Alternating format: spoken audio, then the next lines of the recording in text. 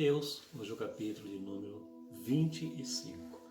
Então, nesse capítulo nós encontramos mais recomendações que nos chama a atenção para a necessidade de estarmos prontos para os dias finais, estarmos prontos para a volta de Jesus.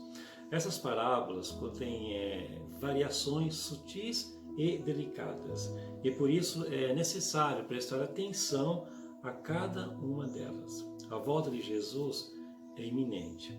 Não podemos nos acomodar e achar que temos todo o tempo à nossa disposição para estarmos prontos. Do verso 1 ao 13, o versículo 1 nos diz assim: Então o reino dos céus será semelhante a 10 virgens que, tomando as suas lâmpadas, saíram a encontrar-se com o noivo. Então ele conta aí a parábola das 10 virgens, são as 5 nécias e as 5 prudentes. A parábola das 10 virgens nos mostra que o tempo de estarmos prontos é hoje, é agora. Não podemos deixar para nos aprontar amanhã. O tempo é agora. O versículo 8 diz assim: E as nécias disseram às prudentes: Dai-nos do vosso azeite, porque as nossas lâmpadas estão se apagando. Aqueles que não estiverem prontos no grande dia da volta de Jesus ficarão para trás. O versículo 12 e o versículo 13 nos diz assim: Mas ele respondeu: Em verdade vos digo que não vos conheço. Vigiai, pois, porque não sabeis o dia nem a hora. Essa é a necessidade de estarmos prontos. Não sabemos nem o dia e nem a hora que o Senhor Jesus voltará. Aí ele fala sobre os talentos. O Senhor Deus ele confiou a cada um de nós dons e talentos para a edificação da igreja e para a pregação do Evangelho. Você vê do versículo 14 até o 30. O 14 nos diz assim: Pois será como um homem que, ausentando-se do país, chamou seus servos e lhes confiou os seus bens. Então, chamou os servos dele, e foi embora e confiou os bens dele para os servos. Versículo 15 diz assim: A um deu 5 talentos, ao outro 2 e ao outro 1. A cada um segundo a sua própria capacidade, e então partiu. Devemos usá-los com dignidade, os nossos talentos, e com compromisso a Deus e amor ao próximo.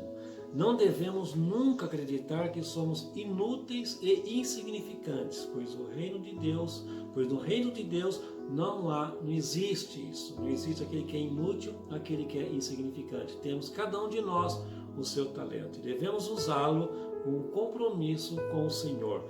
O versículo 30 ele diz assim: E o servo inútil, lançai-o para fora nas trevas, ali haverá choro e ranger de dentes. Aquele que ficou com talento, escondeu com medo, não quis usar e não fez progredir esse talento, o que vai restar vai ser lançado fora. Então, não enterre o teu talento.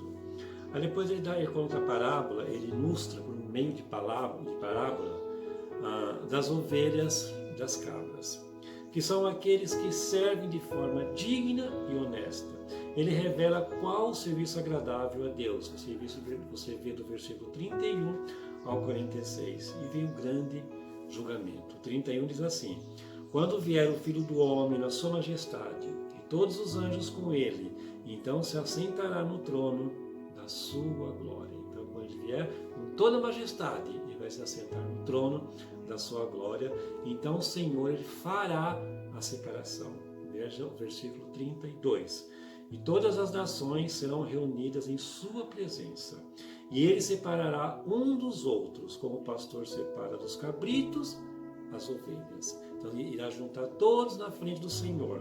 E ali ele vai separar as ovelhas dos cabritos, separará um dos outros. É aquele que atinge diretamente o próximo.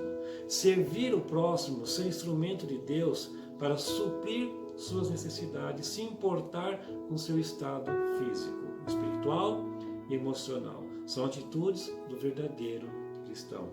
O versículo 40 nos diz assim: O rei respondendo lhes dirá: Em verdade vos afirmo que sempre que o fizestes a um desses pequeninos irmãos, a mim fizestes. Tais atitudes são recompensadas, serão recompensadas na eternidade.